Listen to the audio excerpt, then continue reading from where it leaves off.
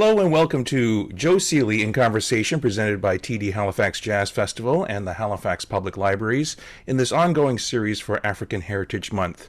I'm Charles Hsuen, board member of TD Halifax Jazz Festival, host of the Swing Arrangement on CKDU 88.1 FM and Evening Solitude on 105.9 Seaside FM. Joe Seeley is a pianist, organist, composer, actor, and has done it all, originally from Montreal, and he began his career during the late 1950s in jazz throughout Quebec. He moved to Halifax in 1967, and he served as music director and consultant for several CBC TV series and played organ in The Unusuals with Bucky Adams and Chuck Cornish. In 1976, he went to Toronto, my hometown, where he worked in many jazz rooms and lounges and served as music director in a succession of musicals throughout the 1980s, as well as taking acting roles. He has written scores for TV and film, and in 1997, he composed and released Africville Suite, in which he was the recipient of the Juno Award and was invested into the Order of Canada in 2010. Currently, he is on Jazz FM 91 in Toronto with his own radio program, Joe's Jazz, on Monday nights at 9 p.m. It is an honor and pleasure to welcome the distinguished Joe Seeley. Hello, Joe. How are you doing? Charles, I'm doing just fine, and thank you for taking an interest in me and having me as a guest on your show. Well, I've followed you for many years, and going through your career, it's like peeling an onion. You have done it all, and then some. And so I wanted to just first off and ask you, how are things with the COVID in Toronto, and how are you surviving this lockdown in almost a year? There's a tune called In My Solitude. Yes, that's right. Done by the great Duke, which we'll get to a little bit later on. Oh my goodness. So let's take you back, because I want to have your connection, just to start off with the program, and to the Halifax Explosion. It's the 6th of December, 1917, and your father is 7 years old and has a traumatizing experience with the Halifax Explosion. And, for people who do not know about the Halifax Explosion across Canada, which was very surprising to me when I first came here, about just how large of a disaster it was.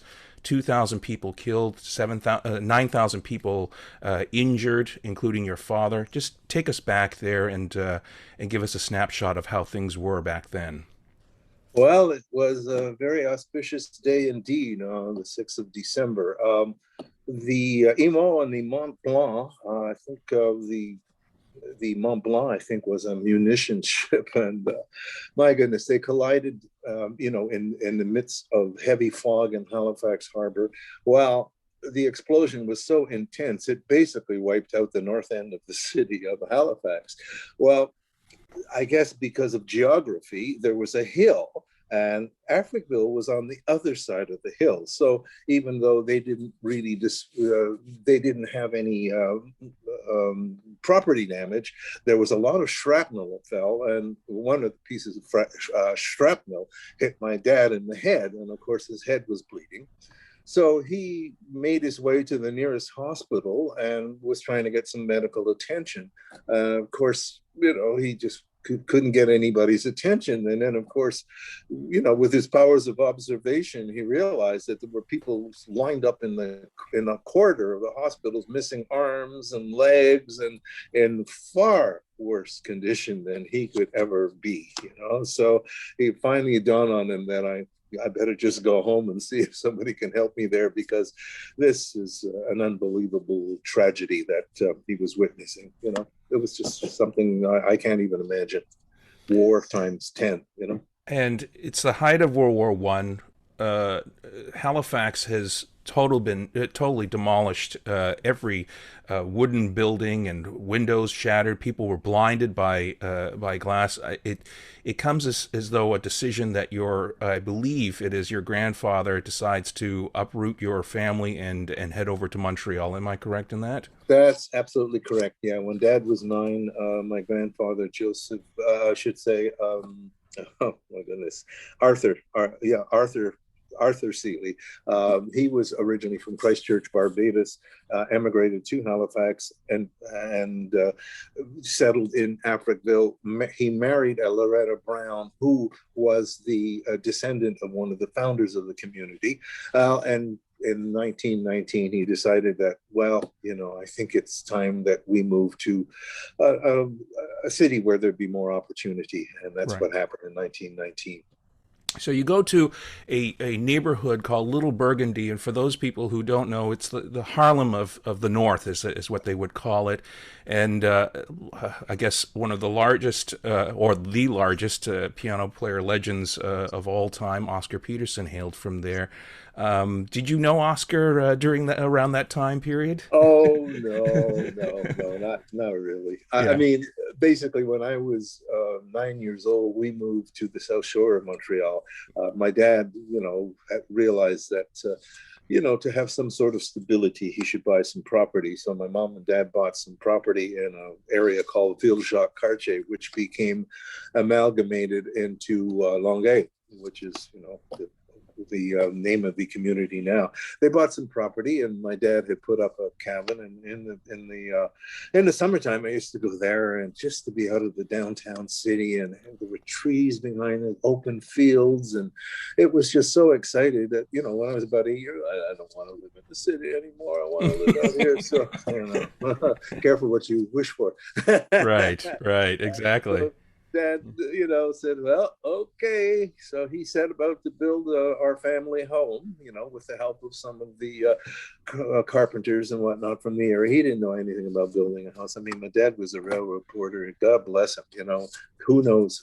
I can't even count the number of mistakes he made in the process of building, but Right. how many things had to be redone. But eventually, yeah, our family home was built. And that's where I was brought up until, and actually, that's where I lived until I left for Halifax in 1967. Wow.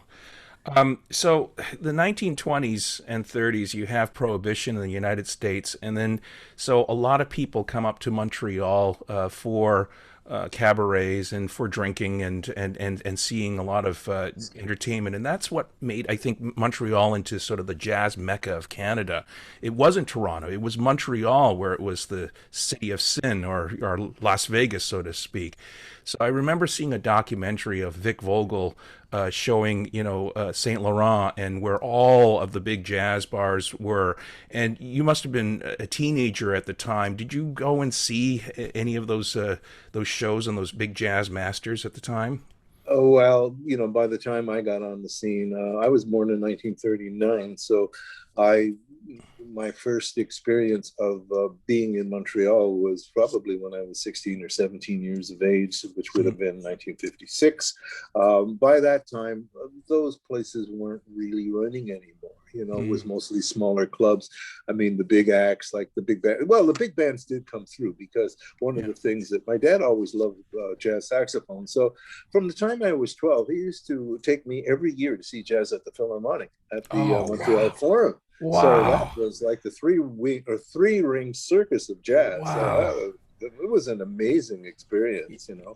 I mean, you'd have on the same bill Stan Kenton, Duke Ellington, you know, Count Basie. You'd have Ella, you know, and all. Ella. Yeah, I met Ella. You know, when I was 14 years of age. I was in the Montreal Forum, and I needed to go to the washroom, and I was running down, and I went down one level too far in the Montreal Forum, and my dad was trying to stop me. He yelled me, and you know, said, Joe, you can't go there. You know, you're in the wrong place. And as I was turning around, Ella was coming around the corner, and I actually physically ran into her. Oh, wow. Yeah. And at the time, you couldn't miss her, too, right? No, I couldn't miss it. No, that was amazing, you know. And of course, I was absolutely speechless. Fortunately, my dad was behind me, and so my dad was basically, I always felt like, you know, Charlie Chaplin, Charlie McCarthy, and Edgar Bergen. Edgar Bergen, yes. Why don't you ask her for her autograph? You know. Yeah. And I looked up at Ella, you know, spellbound. Yes. And she said, "Would you like me to sign your autograph book?" And I think my dad said, yes, he would. So he was a ventriloquist, and you got out your monocle, right? Yeah. And meanwhile, I'm the dummy standing there looking at Ella spellbound. Yes. But, at the same time, I have to admit that she had an aura about her that almost made me feel like she was like an aunt. Yeah. I heard countless of stories where she would sing, and she just embraced me with warmth, and it was one of the most beautiful experiences that I can remember meeting someone in the business.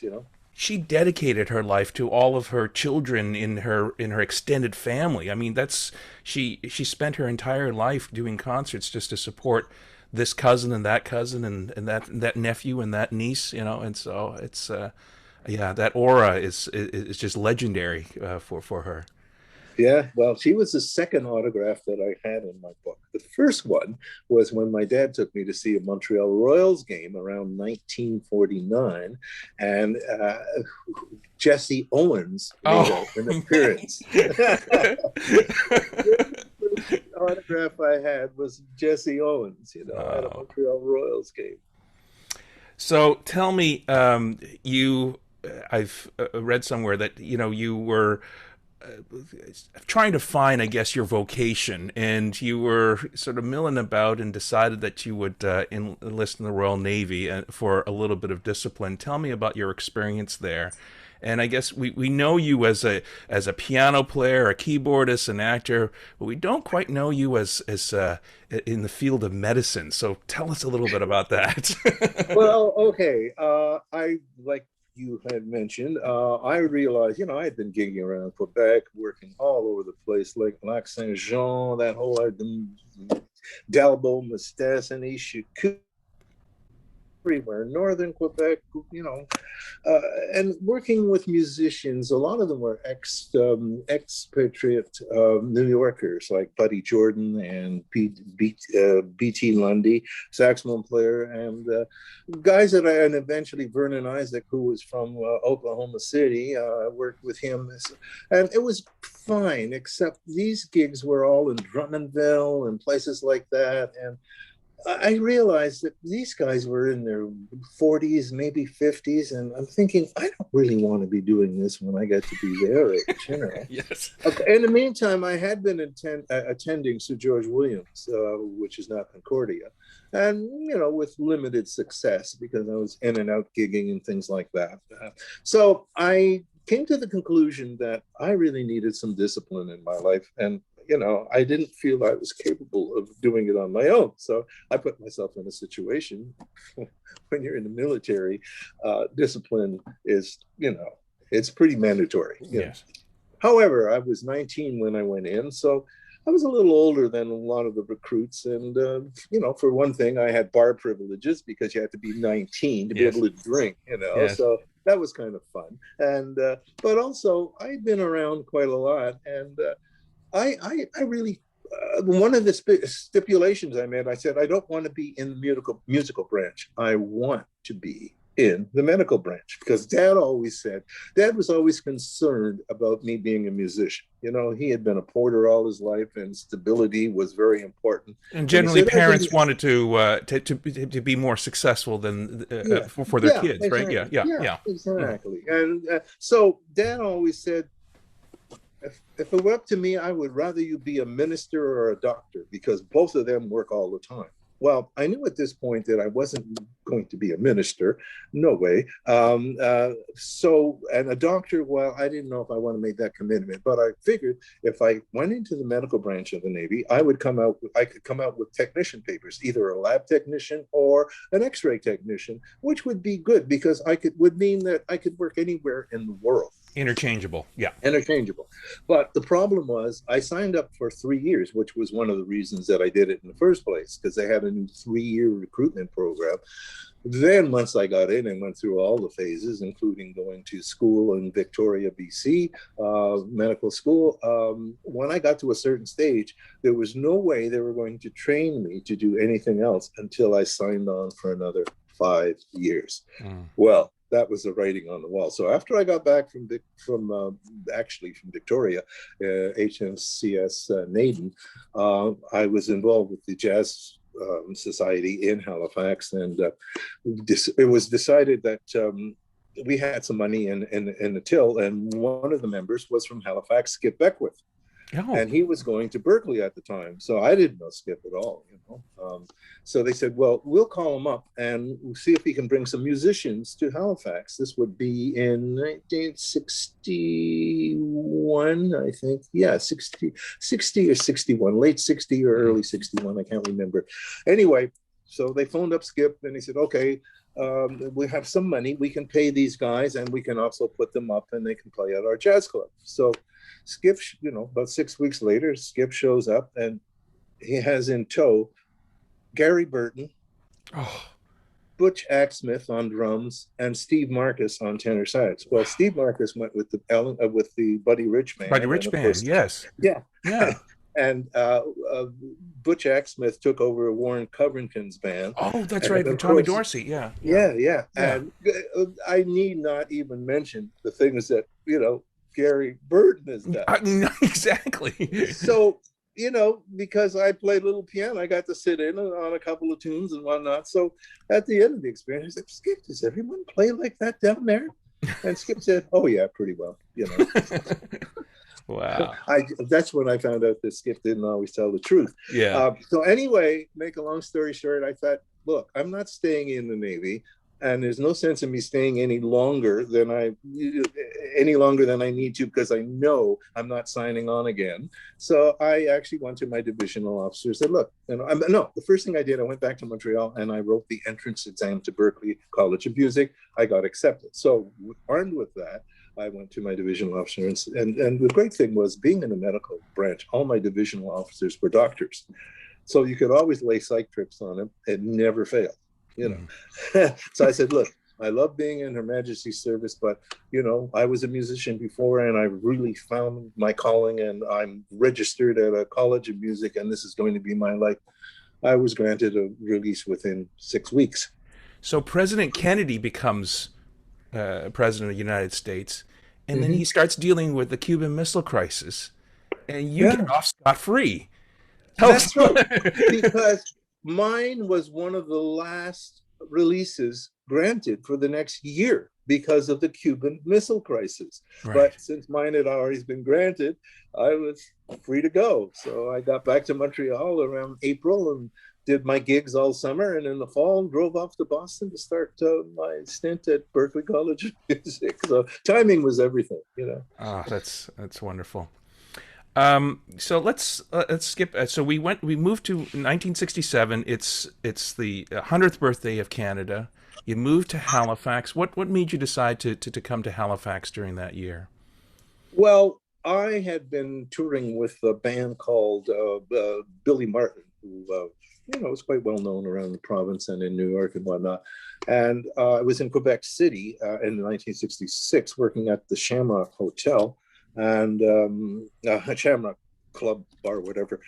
The Navy band came through as a promotional tour, and of course, when I was in the Navy from 1959 to 1961, I was doing a lot of gigs around Halifax, and I knew a lot of musicians, you know. And so the word got back to Halifax that Joe Seeley has gotten out of Montreal. He's in Quebec City. So Keith Jollimore, who I knew Keith is my very good friend, and he was the band leader on Frank's Bandstand, which was a top 40 show. My fellow Frank Cameron. Yeah, Frank Cameron, that's right. Who's still on Seaside FM on the station that I am. So Keith said, Joe, I never thought you'd leave Montreal. So how about coming to Halifax? I said, well, I don't know. And so he said, look, I've got a TV show every week and it'll pay X number of dollars and whatnot. So I figured, you know, yeah, not bad. But so he calls me a week later. He says, Dave Woods, he's got a radio show every week. And he said that he'd be happy to hire you for that too. So between the TV show and the radio show, I would have been making more money than I was making for 2 days' work. You know? Right. So anyway, during a snowstorm on the 1st of January, drove to Halifax, right to Keith's house, stayed there for the first month until I realized, 3 days after I got there, I got a phone call from Bucky Adams. And I'd met Bucky earlier, yes. You know, and he said, look, how'd you like to play in a group that I've got at the Lobster Trap. It's 7 nights a week after hours. So within 3 days, I was not only doing a TV show and a radio show, but working after hours at the Lobster Trap 7 nights a week. So with Keith having 5 kids and it's 8 o'clock in the morning, it was like a cattle stampede running through the house. I figured, I need some rest. So I checked into the Bicentennial Motel and got a room there, and I stayed there till the spring. It worked out really well because I was just so busy. And then, of course, there were different specials and things like that I was involved in, and other gigs because of working after hours. We did a lot of early gigs as well. And eventually, I think it was in 1968, we opened up our own. The group was called The Unusual, with Chuck Cornish and Bucky and myself. We were so popular, we opened up our own after-hour club on Garrish Street, the old Garrish Street Hall. We converted it into the Club Unusual, which we ran for about 2 years. Wow, that's great. That's wonderful. Yeah, that was quite an exciting time, actually. Tell me, I read somewhere that you had performed with Sammy Davis Jr. Now, I got to see Sammy later in his life in Detroit in 1987, and I was just absolutely bowled over by the amount of talent that there was. Do you have any story or anything that you could tell us about Mr. Entertainment himself? Well, I worked at what was the O'Keefe Center. I was hired to do the Sammy Davis Jr. show. But then, of course, when I got there, I realized that Sammy always carried his own piano player conductor. Right. But because... George Rhodes. Yeah. And because his previous experience in Halifax, in Toronto, had been so negative, one of the reporters really trashed him. I mean, in the most personal way, talked about his eye, things like that. And he swore he would never come back to work in Toronto again. Well, he changed his mind and decided to do it. And then when he realized there was a black pianist in the orchestra, he said, how would you like to, because before, the opening act, I forget what it was, but there was an opening act, and then in the second half, Sammy would come out and do his bit, the second half of the show. But he would always come out and do an introduction. And he said, how would you feel about just playing background behind me while I'm doing my thing? And he put a spotlight on me. And I just, it was his way of saying, hey, this is welcome to the 20th century, wow. And all I did was play softly behind him, and it was great. And after the end, and then I go back and I play the first half of the show, and then I just be a guest, watching the second half when he was performing with his own music director. What year would this have been? Do you remember? I believe 73. Probably 19. No. This was well, you know what? Oh my God. No. This was, I moved from Halifax to Toronto in 1976. So this would have been 1978, I would think. Right. Okay. Fortunately, I was very lucky because, I had a bit of a reputation even being in Halifax, plus the fact that I was doing a top 40 show that went nationwide, and we used to play games with other bands, from Toronto and Winnipeg and whatnot. We'd always put a little instrumental in there just to perk their ears. And I have to admit that one of the pianists that really gave me the most work was Bernie Sinensky. Now, Bernie had come through Halifax to the Holiday Inn chain as a piano player accompanying singers. Right. And I met him, and we got along really well. And so I got to Toronto, and, of all the people that I met, all the musicians, Bernie was probably, well, I didn't know Bernie that well at the time, but he just seemed to be sort of almost indifferent. But then I started getting calls from Peter Appleyard. Bernie Sinensky suggested that I call you. I got William, what's his name, for the O'Keefe Center. Bernie Sinensky recommended you for this, And all of a sudden, Bernie was sending me great work. I mean, I ended up working off and on with Peter Appleyard until his death. Yes. Yeah. And also, I did a couple of shows at the O'Keefe Center as a result of that.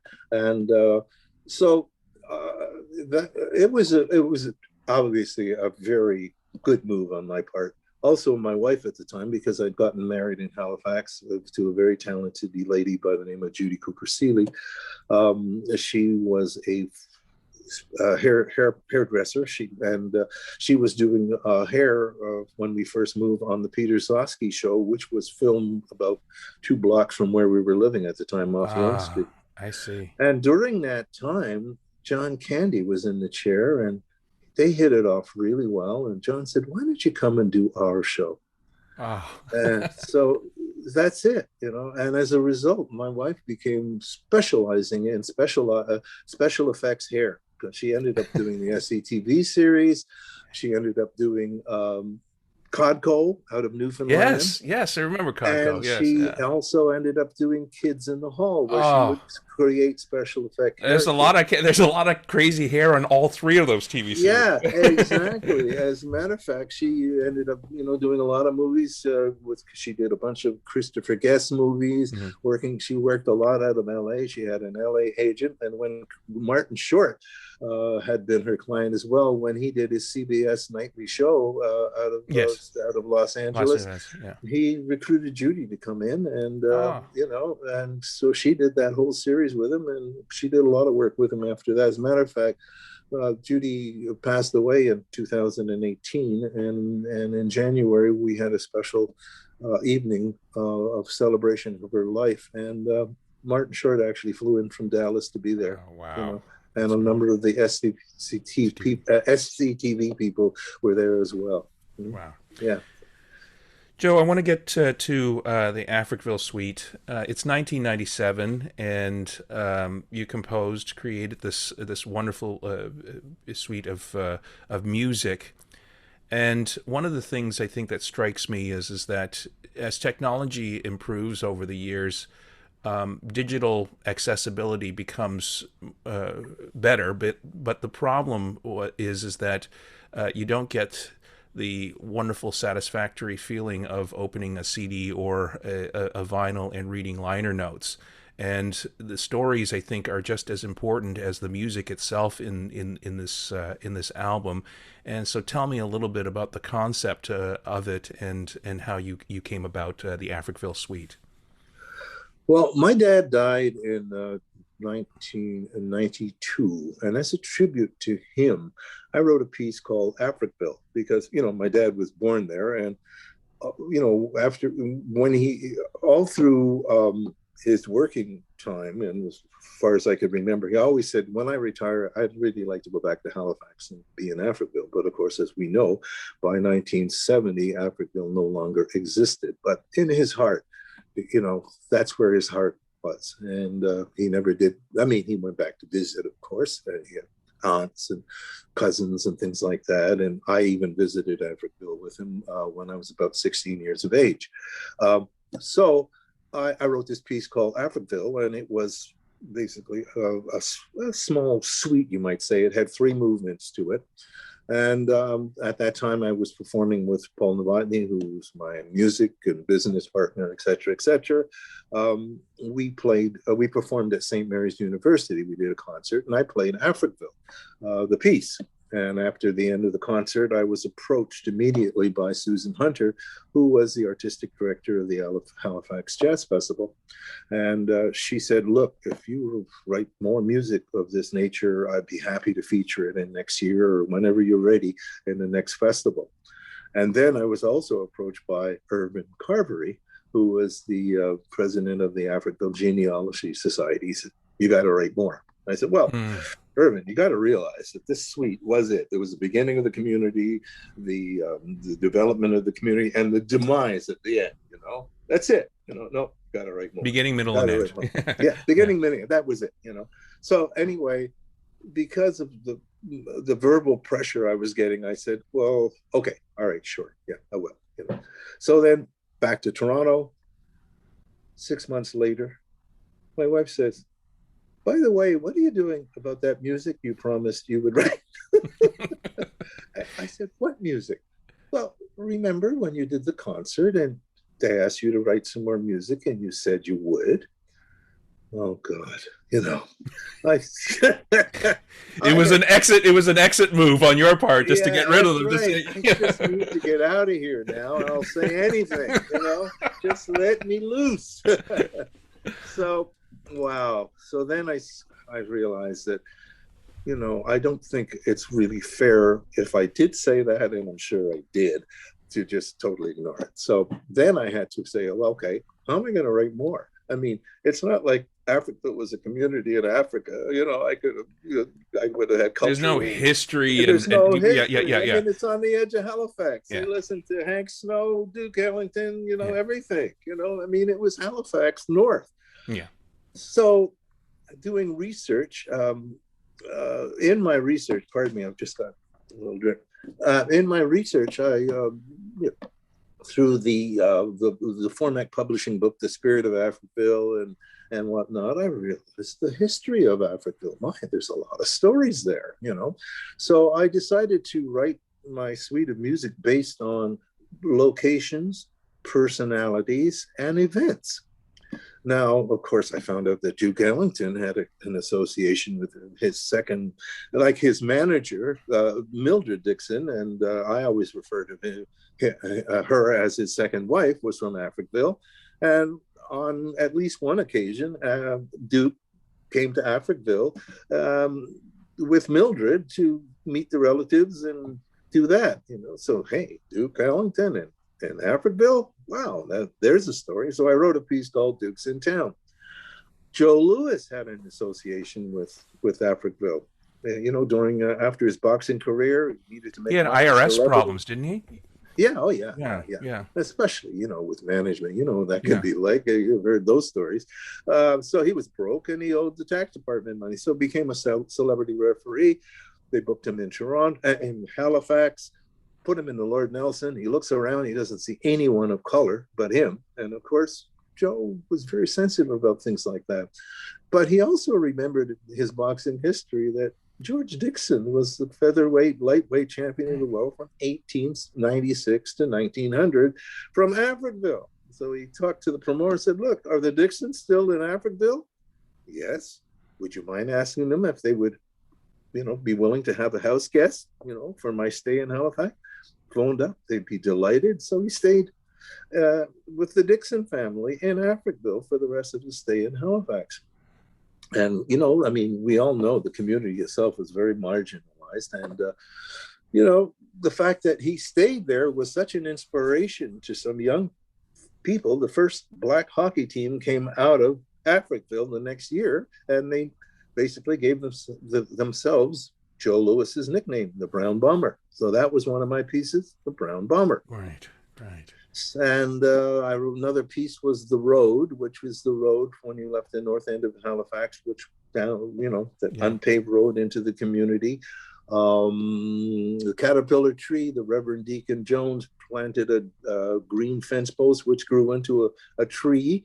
And every year it was attacked by caterpillars and would devour all the leaves. In spite of that, every year the leaves would come out again. And the only thing that destroyed that tree was when they basically raised the community. The bulldozer came in and knocked it down. So this was the nature of it, Kildare's Field, of course, that was the play area. And of course, Song of Hope ended the suite, which is the hope that, we can learn from the mistakes of the past to lead to a better future. In the meantime, now, that leads us to my next project, which is Africville Stories, which I've been promoting for the past few years. And also, I should have done it earlier. I'm going to send you a link because we have just produced a demo,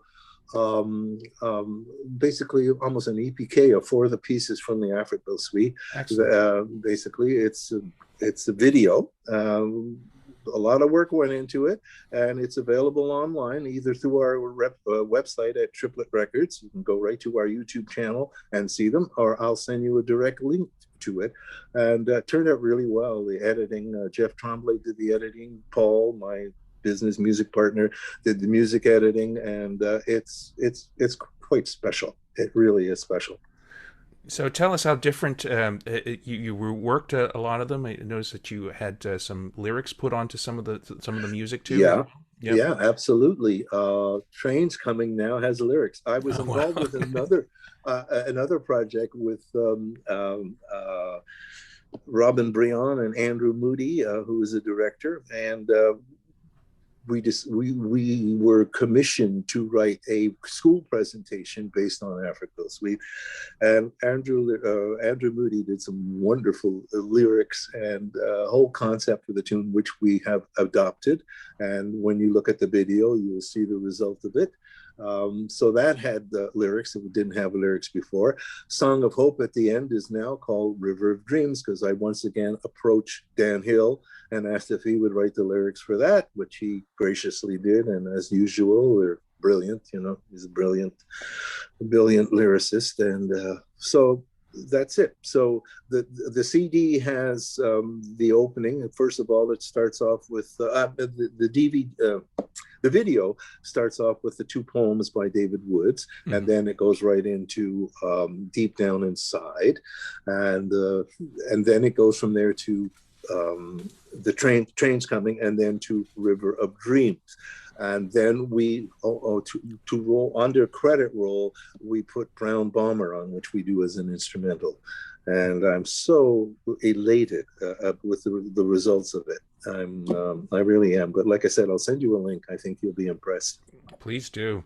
And you've performed this now, the Africville Stories in performance. I mean, I know it just came around the time when COVID was going into lockdown. But did you have a few limited performances on this?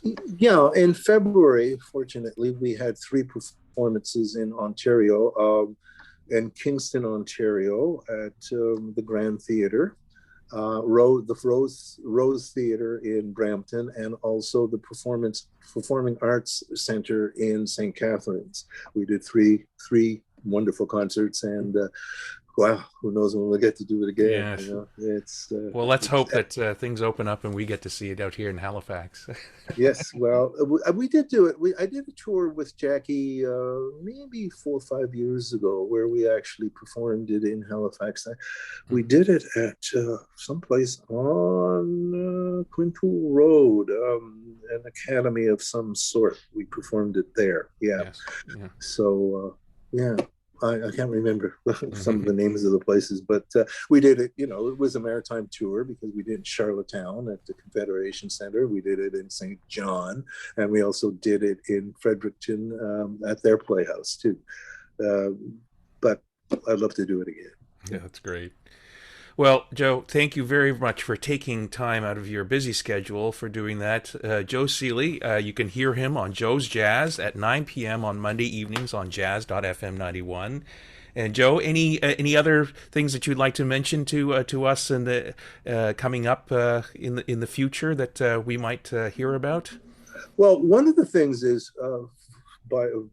at 10 o'clock tomorrow morning, Jazz FM is presenting my Africville story based on my album, where I discuss basically doing what we did in the album with the liner notes, telling the stories and then playing the songs. Now, I couldn't do the whole thing, but the hour that I did do with some libretto in there will be on at 10 a.m. tomorrow morning on Jazz FM. That's Eastern time. Yes.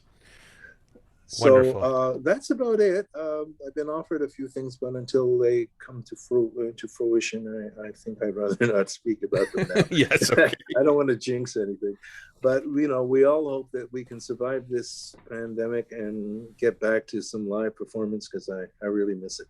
I wish you very well, Joe. Thank you very, very much. It's an honor and pleasure to spend some time with you this afternoon, and to be able to talk about your life. And again, a legend that is still with us here and performing, the wonderful, incomparable Joe Seeley. So thank you very much, Joe. Charles, I thank you, and stay safe. Stay safe. Take care. Good.